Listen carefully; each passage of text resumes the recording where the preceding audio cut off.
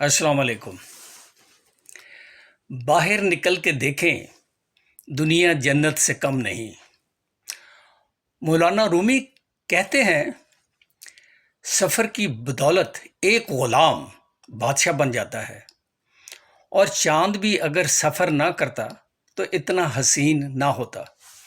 शायर कहता है, सफ़र में धूप तो होगी, जो चल सको तो चलो। सभी हैं भीड़ में, तुम भी निकल सको तो चलो। सदियों पुरानी कहावत, सफ़र वसीला ज़फ़र है, बैन ही आज की दुनिया में नई दुनिया की तलाश, नई जहतों की जुस्तजू, नई तहजीबों की दरियाफ्त एक ऐसी कोशिश है जैसे आपकी रूह थक सी गई है, उसको एक नई रूह में ढालने की ज़रूरत है। कहते हैं कुछ सफ़र मंजिलों से ज़्यादा खूबसूरत होते हैं। ज़िंदगी तो मुख्तसर है, लेकिन ये दुनिया लामहदूद और वुस्अतों से भरपूर।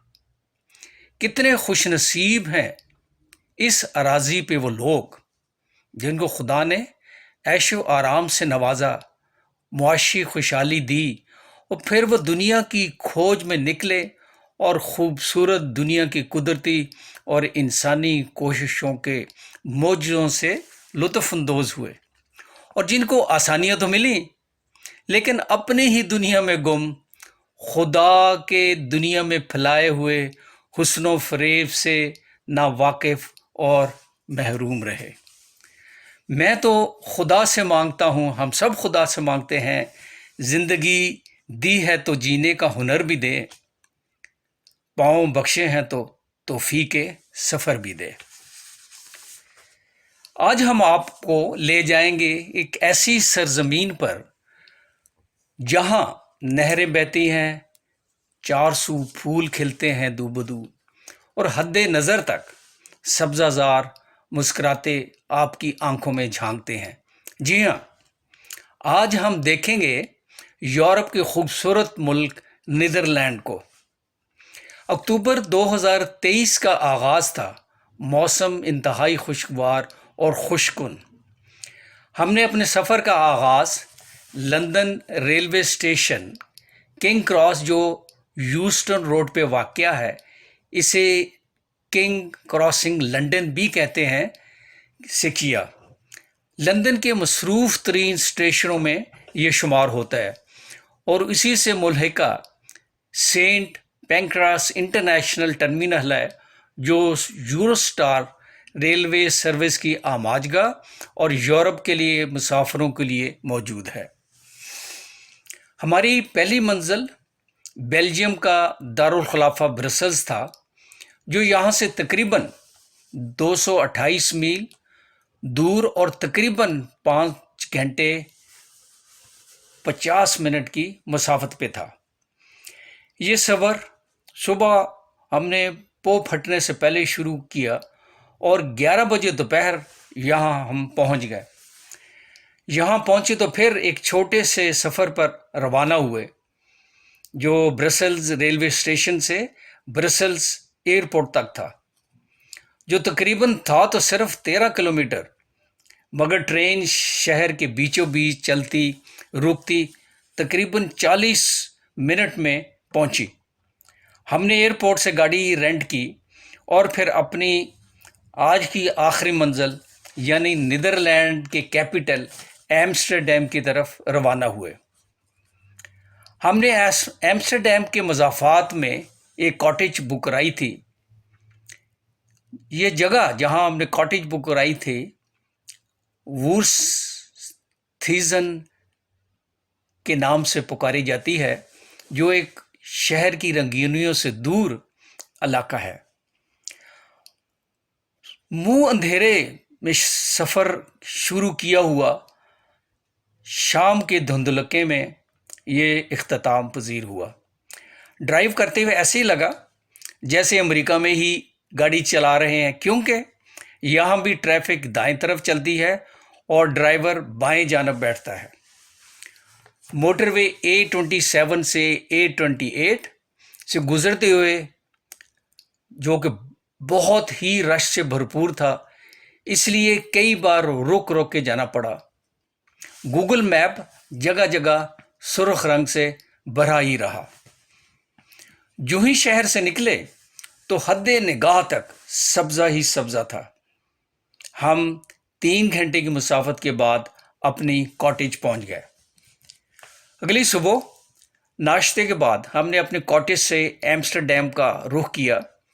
اس سے پہلے کہ ہم ایمسٹرڈیم کی گلیوں اور بازاروں میں کھو جائیں، آپ کو کچھ نیدرلینڈ کے بارے میں بتاتے چلیں۔ نیدرلینڈ کا مطلب ہے نشیب میں واقع علاقہ، کیونکہ اس کا 1/4 حصہ سی لیول سے نیچے ہے۔ اسے ہالینڈ بھی کہتے ہیں اور ڈچ لینڈ بھی۔ یہ یورپ کے شمال مغرب میں واقع ہے۔ نیدرلینڈ کے 12 صوبے ہیں، جن میں بہت زیادہ مشہور شمالی ہالینڈ اور جنوبی ہالینڈ ہیں، کیونکہ ان دونوں صوبوں میں نیدرلینڈ کے کیپٹل اور سیاسی انتظامی دفاتر ہیں۔ اس کے بڑے شہروں میں ایمسٹرڈیم، یوٹریکٹ، ہیگ اور جدید شہر نوٹر ڈیم ہے۔ ان شہروں کی ہم آپ کو ایک ایک کر کے سیر کرائیں گے۔ چونکہ یہاں کی زیادہ آبادی ڈچ زبان بولتی ہے، اس لیے اسے ڈچ لینڈ کے نام سے بھی جانا جاتا ہے۔ جرمنی سے متصل کچھ علاقے بھی ڈچ زبان بولتے ہیں۔ نیدرلینڈ کی سرکاری زبان تو ڈچ ہے۔ سیاحوں کے لیے سائن بورڈ، سڑکوں کے نام، دکانوں، میوزیم اور دیگر چیزوں کے نام پڑھنے میں ضرور دقت محسوس ہوتی ہے۔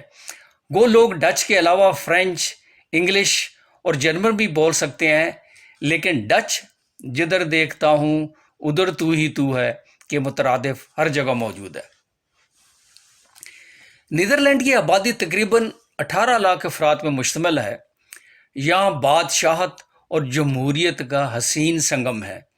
یہاں کے بادشاہ کا نام کنگ ولیم الیگزینڈر ہے اور ملکہ کا نام میکسیما ہے۔ اس بادشاہ نے 2013 میں تخت سنبھالا، جب بادشاہ کی والدہ ملکہ بیٹرکس نے 33 سال حکومت کرنے کے بعد اپنے بیٹے کو اقتدار سونپا۔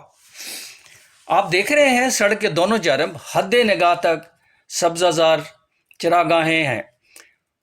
پھولوں کا موسم گزر چکا ہے، مگر سبزہ پورے آب و تاب سے موجود ہے۔ یہ پھولوں کا ملک ہے، جہاں خوبصورت ترین پھول، ٹیولپ، ڈیفوڈلز، للیز کے باغات جب مارچ مئی میں کھلتے ہیں تو بہار پوری دنیا میں ہی دیکھی جاتی ہے۔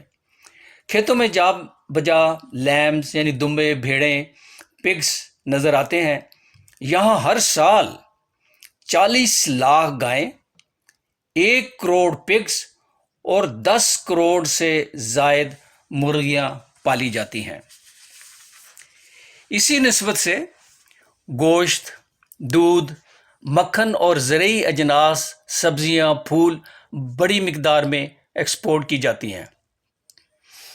یہاں کی پوچینی بمبانی چاکلیٹ دنیا بھر میں پسند کی جاتی ہے۔ کیا آپ یقین کریں گے کہ یہ ایک چھوٹا سا ملک اپنی زراعت اور دیگر کھانے پینے کی اشیاء کی برآمد سے سالانہ 100 بلین یورو کماتا ہے۔ اس ملک کی G D P 1.013 trillion dollar ہے اور foreign exchange reserves 7.2 billion dollar ہیں، جو کہ 2023 نومبر تک کا اندازہ ہے۔ یہ بتاتا جاؤں کہ ملک میں 51,000 فارمز ہیں۔ ایک فارم اوسطاً 32 ہیکٹر یعنی پاکستانی 1 مربع کے برابر ہوتا ہے، جہاں زراعت اور فارمنگ کی جاتی ہے۔ ان کے کھیت زرخیزی سے بھرے ہوئے ہیں۔ جدید زراعتی ٹیکنالوجی کی بدولت بھرپور فصلیں اگائی جاتی ہیں۔ مزے کی بات ہے کہ 60% زمین زراعت کے لیے استعمال ہوتی ہے، مگر جدید آلات کے استعمال کی وجہ سے صرف 2% آبادی زراعت میں مشغول ہوتی ہے۔ اس کی ایک بڑی وجہ زراعت، ڈیری اور فارمنگ کے لیے بہترین پرائیویٹ ٹیکنیکل ادارے ہیں جو ریسرچ کی نئی دنیا تلاش کرتے ہیں اور مثبت اور متاثر کن بہتری کے کاموں کا ابتدا کرواتے ہیں۔ یہاں یہ بتاتے چلوں کہ ملک چونکہ گنجان آباد ہے، اس لیے شہروں کے لوگ ہنگامہ خیز زندگی سے باہر نکل کر دیہاتوں میں آ کر رہتے ہیں، مگر ایسا ملک ہے کہ خیابانوں میں بھی شہروں کی خوشبو آتی ہے۔ یہ کریا کریا چمن ہے۔ آخر میں یہ کہنا چاہتا ہوں کہ کاروبار زندگی بہت ضروری ہے، وہ آپ کی جیب کو بھرے رکھتی ہے، مگر آپ کو روح کی تازگی دینے کے لیے گھر سے باہر نکلنا ہی بہت بڑی نعمت ہے۔ نقشہ اٹھا کے کوئی نیا شہر ڈھونڈیے، اس شہر میں تو سب سے ملاقات ہو گئی، اور میں تو سفر میں تھا، سفر میں ہوں۔ یہی زندگی ہے۔ زندگی کیا ہے؟ سفر کی بات ہے۔ بس اسی پر اکتفا کرتا ہوں۔ اگر آپ کو یہ ویلاگ پسند آیا ہو تو اسے شیئر کیجئے، لائک کریں، اس چینل کو سبسکرائب کریں اور بیل آئیکن کو ضرور پریس کریں کہ آئندہ آنے والی ویلاگ آپ کو خود بخود مل جائے۔ بہت شکریہ۔